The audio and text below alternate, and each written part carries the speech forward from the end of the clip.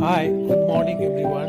सुप्रभात। आप सबों का मेरे चैनल पर आज के प्रश्नोत्तर कार्यक्रम में स्वागत है। एक गुरु और शिष्य का संबंध एक पौधे और उसके माली के बीच के संबंध जैसा ही होता है। माली पौधे की देखरेख करता है, उसे निरंतर जल और खाद देकर पोषित करता है ताकि एक दिन ये छोटा सा पौधा एक विशाल वृक्ष बनकर आकाश को छू सके। इसी प्रकार एक गुरु भी अपने शिष्य को अपने ज्ञान से सींचता है, उसकी प्रतिभा, उसके गुणों को निरंतर निखारता है ताकि एक दिन वही शिष्य अपनी प्रतिभा के शिखर को छू सके। इसलिए स्मरण रहे, यदि जीवन में उन्नति और समृद्धि चाहिए तो स्वयं के परिश्रम के साथ साथ एक योग्य गुरु का आशीर्वाद और मार्गदर्शन भी होना चाहिए। आप सबों का एक बार फिर से आज का प्रश्न श्रृंखला में स्वागत है। क्वेश्चन फॉर द डे अर्थात आज का प्रश्न, जो कि करंट अफेयर्स के अंदर जीके और जीएस के प्रश्नोत्तर सीरीज है और यह सभी तरह के प्रतियोगी परीक्षाओं के लिए संभावित प्रश्नों का एक श्रृंखला है। इस श्रृंखला के 2 टेम्पलेट्स हैं। दोनों टेम्पलेट्स को मिलाकर कुल 10 प्रश्नों का अभ्यास डेली डोज के रूप में हम करते हैं।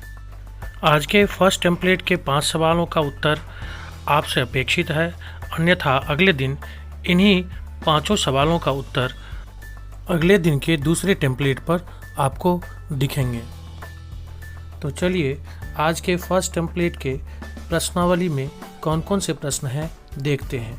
तो आज के प्रश्नावली के पहला प्रश्न है, कौन सा देश 2026 के राष्ट्रमंडल खेलों का मेजबानी करेगा। दूसरा प्रश्न है, वह पहला देश कौन सा है जिसने जंगली जानवरों को कानूनी अधिकार दिया है। तीसरा प्रश्न है, हाल ही में भारत के G20 के मुख्य सचिव किन्हें बनाए गए हैं। चौथा प्रश्न है, IPL के इतिहास में सबसे तेज 100 छक्के लगाने वाले भारतीय खिलाड़ी कौन बन पाए हैं।